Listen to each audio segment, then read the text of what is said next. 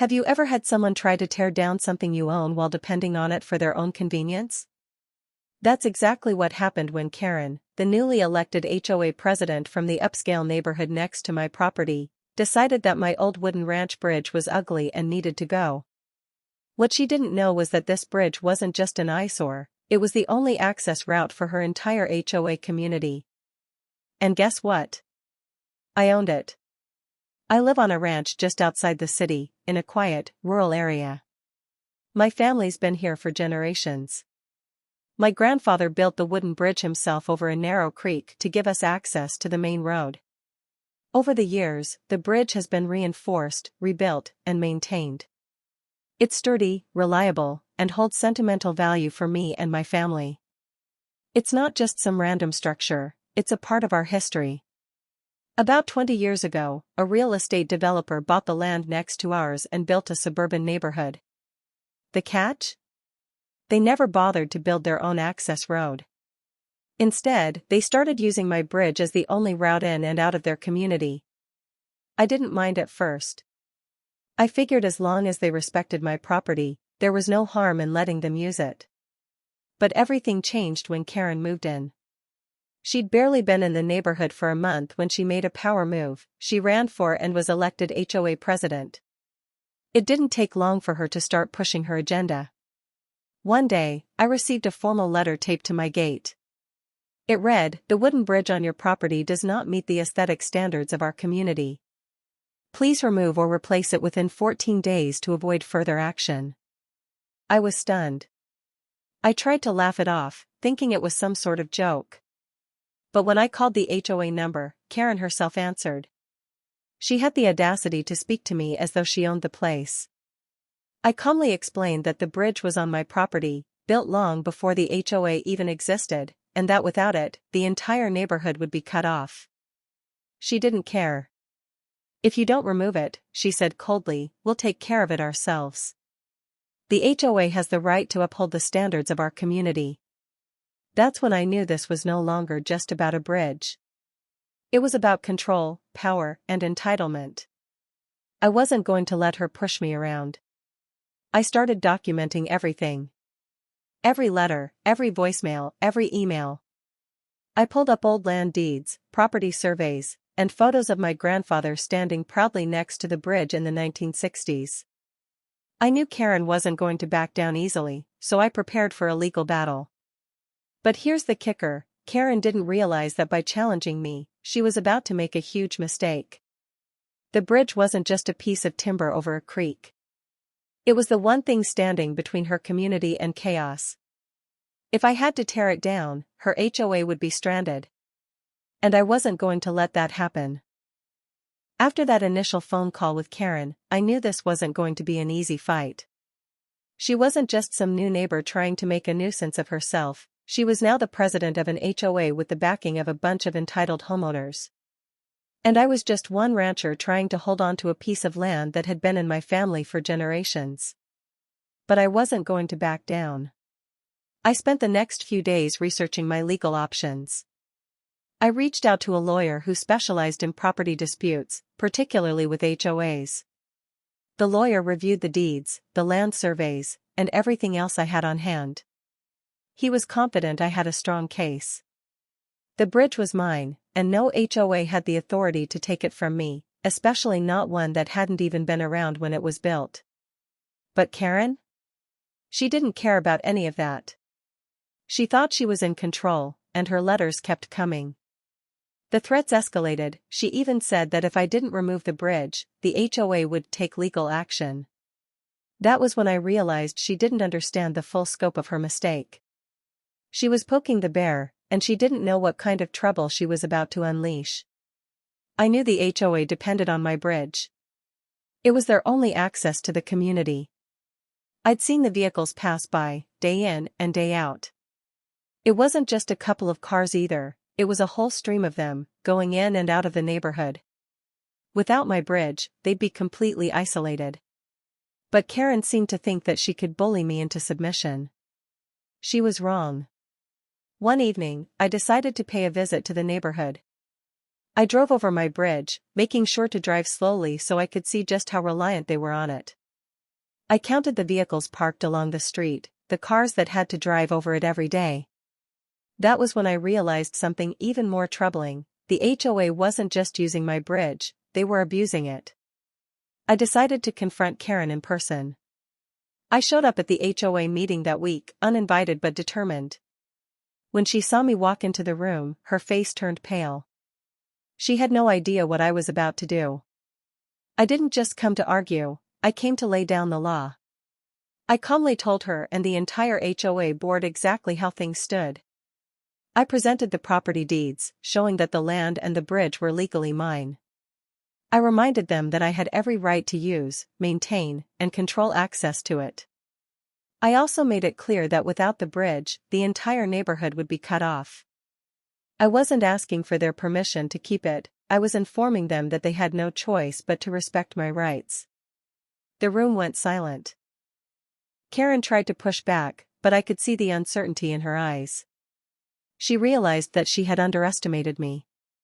The other members of the HOA board, who had been too scared to speak up before, were now looking at her, waiting for her next move.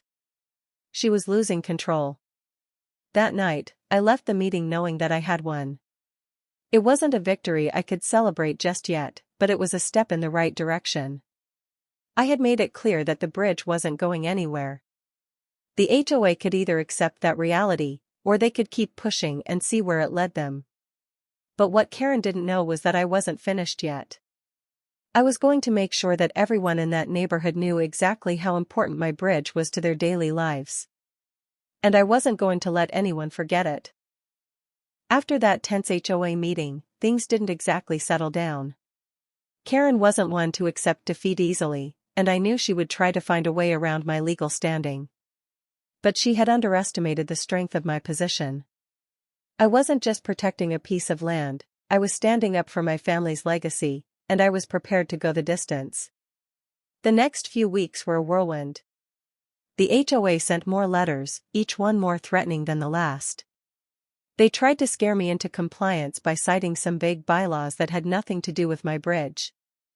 I had my lawyer respond to each one, calmly pointing out their lack of legal grounds. But Karen was relentless. She tried to rally the neighborhood against me, spreading rumors about how my bridge was unsafe and a liability. But the more she pushed, the more people in the community started to question her motives. Some of the homeowners reached out to me directly. They were fed up with Karen's authoritarian attitude and wanted to know the truth. I shared my side of the story, showing them the legal documents and explaining how the bridge was vital not only to my property but to their own as well. Slowly but surely, I gained support.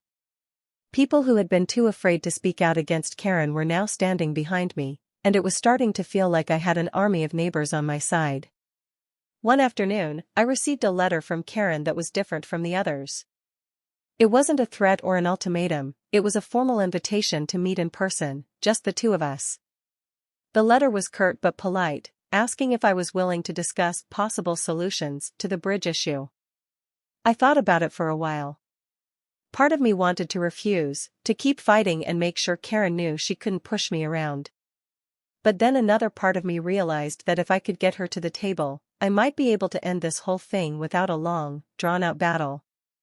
I agreed to meet her, but I made sure to bring my lawyer along. There was no way I was going to trust her to negotiate without having someone on my side who knew the law. The meeting took place in a small cafe, away from the prying eyes of the HOA board. Karen was already there when I arrived, sitting at a corner table. She looked different outside of the HOA setting, less confident, almost unsure of herself. I could see the tension in her face as she watched me walk toward her. We exchanged pleasantries, but the conversation quickly turned to business. Karen started by offering what she called a compromise. She suggested that I could improve the bridge to meet the HOA's aesthetic guidelines. She was offering to pay for the renovations, of course, but it was clear that she wanted me to make changes that would make the bridge more in line with her vision, not mine. I listened carefully but didn't let her offer sway me. I explained, calmly but firmly, that the bridge didn't need any changes. It was structurally sound, and there was no reason for me to alter it simply to appease her. She seemed frustrated, but she pressed on, trying to convince me that it was in everyone's best interest to work together. But I wasn't fooled by her charm. I knew what this was about. She wanted control. She wanted to change things so that she could stamp her approval on them and call the shots. I told her, flat out, that I wasn't interested in compromising on something that wasn't broken in the first place. The bridge wasn't hers to change, and I wouldn't let her dictate what happened to it. Karen's demeanor shifted. She went from being somewhat cordial to full-on confrontational. Her voice became sharper as she tried to argue, but I stood my ground. My lawyer sat quietly beside me, making sure that Karen's every word was noted. There was no way I was going to let her manipulate me into a position of weakness. At the end of the meeting, Karen offered one last threat: if you don't agree to some sort of compromise, we'll have to take this to court. I smiled, knowing that she was bluffing. I wasn't afraid of a court battle. The legal documents were on my side, and I had no intention of letting her win this time. I told her simply, do what you have to do, but know that I'm not backing down. She left the cafe angry, but I could tell she was starting to realize the truth. I wasn't going to give up. Not now, not ever. After my meeting with Karen, things took a sharp turn. I could tell she wasn't used to being confronted like that. Up until now, she had always gotten her way with the HOA and with everyone around her. But she had underestimated me, and that was her biggest mistake. Karen wasn't one to back down, and she didn't take kindly to losing. I knew that the moment I walked out of that cafe, she would start plotting her next move. She wasn't done with me, and she certainly wasn't done with my bridge. The next few days were a flurry of activity. I started receiving more threats, more letters. The HOA, led by Karen, was growing increasingly hostile. The letters began to include vague mentions of legal action and more aggressive language, attempting to wear me down. But I wasn't intimidated. My lawyer was on top of everything, and we were ready for whatever they threw at us. One evening, I received an unexpected phone call. It was from one of the homeowners in the neighborhood, a man named Steve who had lived there for years. He told me that things were starting to get out of hand. Karen had been spreading rumors about me, telling the other residents that I was an obstructionist who was ruining the neighborhood's future. According to Steve, some of the HOA members were beginning to turn on her. They didn't agree with her methods or the way she was handling the situation. But Karen's power in the neighborhood wasn't easy to shake. Even with the growing backlash, she had managed to convince several key members of the HOA board that I was the problem. They all seemed to buy into her narrative, that I was an unreasonable landowner who refused to cooperate with the HOA. She continued to rally support for her position, hoping that she could wear me down and force me into submission. I knew that if I wanted this to end, I had to go on the offensive. I wasn't going to wait around while Karen manipulated the neighborhood to turn against me. It was time to expose her for what she really was, someone who was using the HOA for her own gain and not for the good of the community. I started gathering more evidence, photos, videos, and interviews with other homeowners who were unhappy with Karen's leadership. I made sure to document every interaction, every piece of correspondence, and every shady move she made. I wanted to make sure that if this went to court, I had the upper hand. But it wasn't just about the bridge anymore. It was about Karen's complete disregard for the rights of others, and the way she was abusing her power. I was determined to show everyone that this wasn't just a fight over a bridge, it was a fight for respect, for fairness, and for standing up against someone who thought she could do whatever she wanted without consequences. At the same time, I wasn't naive enough to think this battle was going to be over anytime soon. Karen had already made it clear that she was willing to go to extreme lengths to win, and I knew that meant I had to be prepared for a long, drawn-out war. But the more I pushed back, the more I realized that I wasn't alone. The more I spoke out, the more people came forward to support me. Some of the residents who had been too afraid to speak up before were now joining my side. They saw Karen for what she really was, and they were starting to understand how important the bridge was, not just to me, but to everyone in the neighborhood. I wasn't sure what the future held, but one thing was clear: I wasn't going to back down, and I wasn't going to let Karen win. This wasn't just about a bridge anymore. It was about fighting for what was right. It was about standing up for my family, for my land, and for everyone who had been intimidated or manipulated by Karen's reign. Little did Karen know, the fight she had started wasn't going to end the way she expected. As the weeks dragged on, it became clear that Karen wasn't backing down. She had managed to get some of the HOA members on her side, but the tide was slowly turning. More and more residents were speaking out, voicing their support for me and my bridge. Some of them were tired of Karen's authoritarian approach, while others simply didn't want to live in a neighborhood run by someone who didn't respect anyone else's property rights. But the tension had reached its breaking point. Karen, in her desperate bid to force me into submission, took things one step too far. One morning, I woke up to find that my bridge had been vandalized.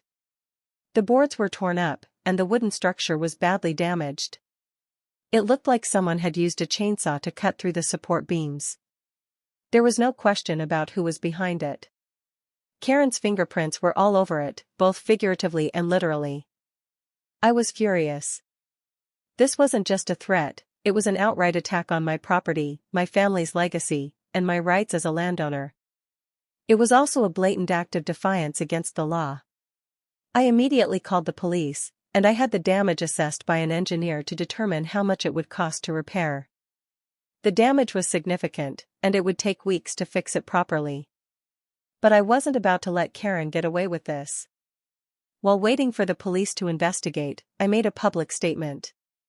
I didn't want to just sit back and let her actions go unchallenged. I posted photos of the damage online, along with a statement explaining what had happened. I made sure to include details of the ongoing dispute with the HOA and Karen's role in the vandalism. The community was outraged. People who had once been too afraid to speak up were now coming forward, expressing their anger over Karen's actions. The HOA quickly became a battleground. The board members who had supported Karen were now faced with a dilemma. They couldn't ignore the fact that Karen had crossed a line. The police investigation was still ongoing, but I made sure that everyone knew the truth. I wasn't the bad guy here. Karen was. And I wasn't going to let her destroy my property, my heritage, or my peace of mind. As the situation escalated, I received a formal letter from the HOA's legal team. They informed me that the board was considering taking the case to court, claiming that I was in violation of some obscure bylaw they had pulled out of thin air. But this time I was ready. My lawyer had already prepared a counterclaim. We weren't just defending my right to the bridge anymore, we were going after Karen for everything she had done. We were filing charges for vandalism, destruction of property, and harassment. She had gone too far, and now it was time for her to face the consequences.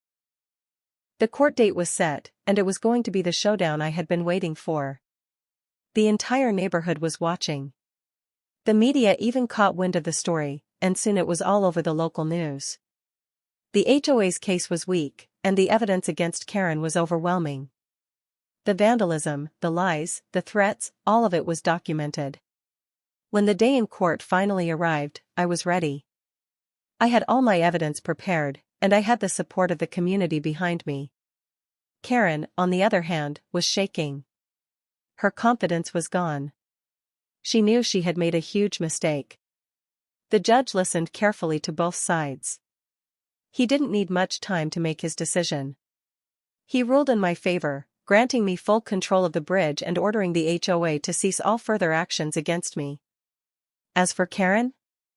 The judge ruled that her actions were not only illegal but malicious, and he ordered her to pay restitution for the damage to my property. It was over. The battle that had started with a simple demand for a bridge to be torn down had ended in victory. Not just for me, but for everyone who had stood up against Karen's tyranny. The HOA board members who had backed her were forced to step down, and a new leadership took over, one that respected the rights of the landowners and the residents. Karen, however, didn't walk away unscathed. She was publicly humiliated, and the community had lost all trust in her. She was forced to sell her home and move out of the neighborhood. It was the price she paid for thinking she could control everyone around her. As for me, I fixed the bridge. It wasn't just a structure, It was a symbol of my determination, my family's legacy, and the fight for what was right. The bridge stood tall, just as it always had, a reminder that sometimes standing your ground is the only way to protect what you love.